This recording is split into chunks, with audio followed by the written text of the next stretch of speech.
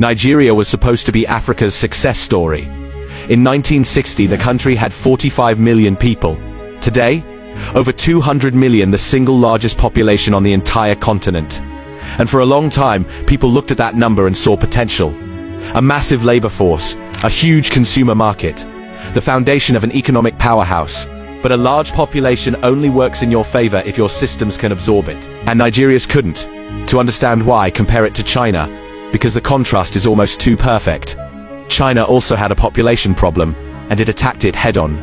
In 1978, Deng Xiaoping introduced the one-child policy. Absolutely controversial, but undeniably effective. It compressed the dependency ratio. Fewer children per household meant more income per family. More capital available for investment, more economic energy flowing into production instead of just survival. China turned its people into an engine. Nigeria went the opposite direction. As the population kept growing, so did the number of mouths to feed, which kept outpacing the economy's ability to feed them.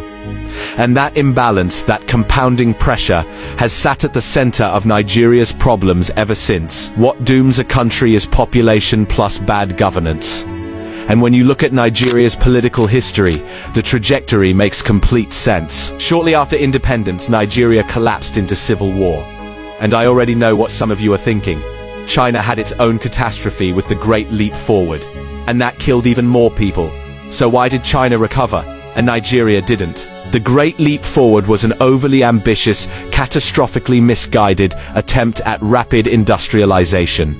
It was a policy failure. What happened in Nigeria was a military takeover fueled by ethnic hatred that split the country along lines that still haven't healed. The Igbo people, concentrated in the southeast, declared independence in 1967 and called their new state Biafra. Their reason? They said they had been systematically excluded from government representation and left behind in terms of development. The federal government's response was brutal. A military campaign that killed millions of civilians in the southeast. A man-made famine used as a weapon of war. One of the most devastating conflicts in post-colonial African history. And after it was over, the grievances didn't disappear. They were just suppressed. To this day, separatist movements in the southeast, most prominently IPOB, the indigenous people of Biafra, are still active, still growing, and still citing the same complaints from 1967, neglect, exclusion, and a government that treats the region as an afterthought. Because the Nigerian government never actually resolved the tensions that caused the war, they just won it. And winning a war is not the same as solving a problem. After the civil war ended, Nigeria entered one of the most politically chaotic periods in African history.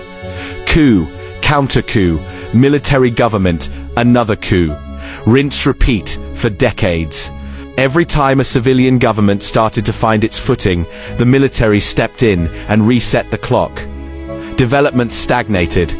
Infrastructure decayed. Institutions that should have been built during those years were never built at all. Then 1999 arrived, and for a moment it looked like everything was about to change.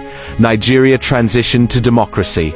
The oil industry was producing serious revenue. The economy started diversifying. International investors started paying attention. Economists and analysts started floating projections that Nigeria could break into the top 20 wealthiest economies in the world by 2030. That wasn't wishful thinking. It was based on real growth data. And then 2016 happened. Global oil prices crashed. Nigeria's economy, which had never truly broken its dependence on oil revenue, despite all the talk of diversification, contracted sharply. The naira collapsed, inflation surged, and all the corruption, all the institutional rot, all the mismanagement that had been papering over with oil money, it all came rushing to the surface at once. Where does Nigeria stand today? Extreme poverty affecting a massive portion of the population, one of the highest crime rates on the continent.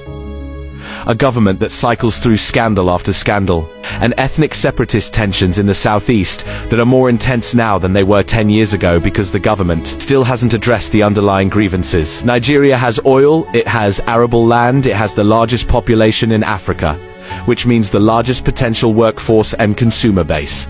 It has had moments of genuine democratic progress, and it keeps arriving at the same destination.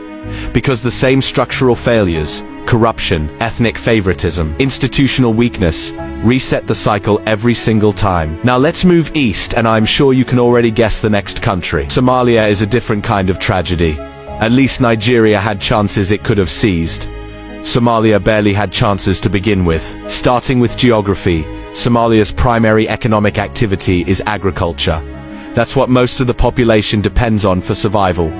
But the majority of the country is arid or semi-arid land, dry, unforgiving terrain that produces poorly even in good years and fails completely in bad ones. Somalia is essentially a country that was handed a survival strategy that the environment refuses to support. Before you even factor in politics, the baseline conditions are brutal. Then you add the political history and it gets worse. For 22 years, Somalia was ruled by Syed Barre, authoritarian, corrupt, the whole package. Rigged elections, bribery, clan favoritism, brutal suppression of opposition.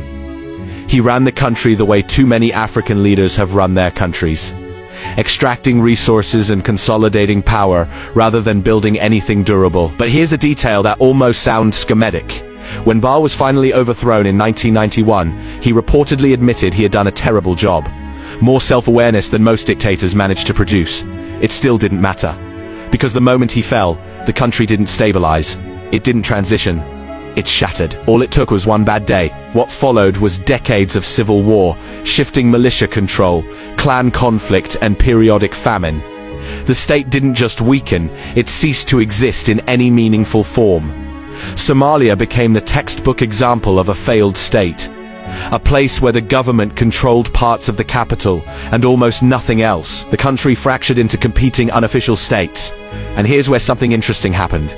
Somaliland, in the northwest, broke away and built something resembling functional governance. Still below global standards by a significant margin. Still unrecognized by the international community. But stable enough to hold elections, maintain basic institutions, and avoid the worst of the violence that consumed the south. In the context of Somalia, that's remarkable. The rest of the country? Years of control by Al-Shabaab, the militant Islamist group, ongoing clan warfare, periodic intervention by African Union forces, Ethiopian troops, all proving to barely be effective. A federal government in Mogadishu that has slowly, painfully, been trying to extend its authority and making some progress. And here's the part that makes this whole situation maddening. Somalia has oil.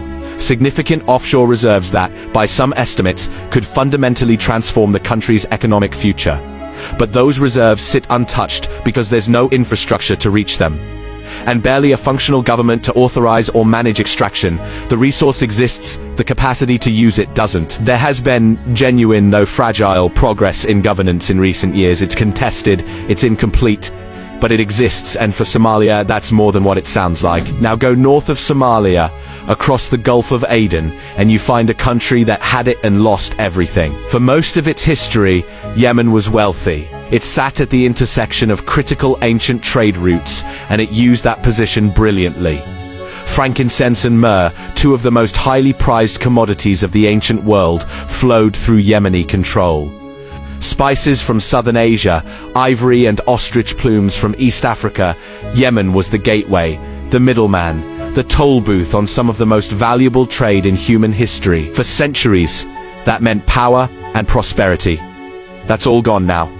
And the modern collapse has a surprisingly specific starting point. In 1990, North and South Yemen unified. On paper, this sounds like progress, two halves of a nation coming together. In practice, it meant forcing two populations with deep cultural differences, rival political traditions, and competing economic interests to share a single government. And then treating that forced marriage as if the underlying tensions would just sort themselves out over time. They didn't. North-South rivalry persisted. Clan-based politics dominated decision-making. Entire regions were neglected in terms of infrastructure and investment. Corruption was endemic. The economy stagnated while the population grew. Sounds familiar, doesn't it? And on top of all this, a southern separatist movement. The Southern Transitional Council, backed by the UAE, is pushing for independence of the South from the recognized government. It just never ends. 3 different countries but run them side by side, and the same patterns repeat with almost mechanical consistency. Corruption that drains public funds before they can reach the people they're meant for.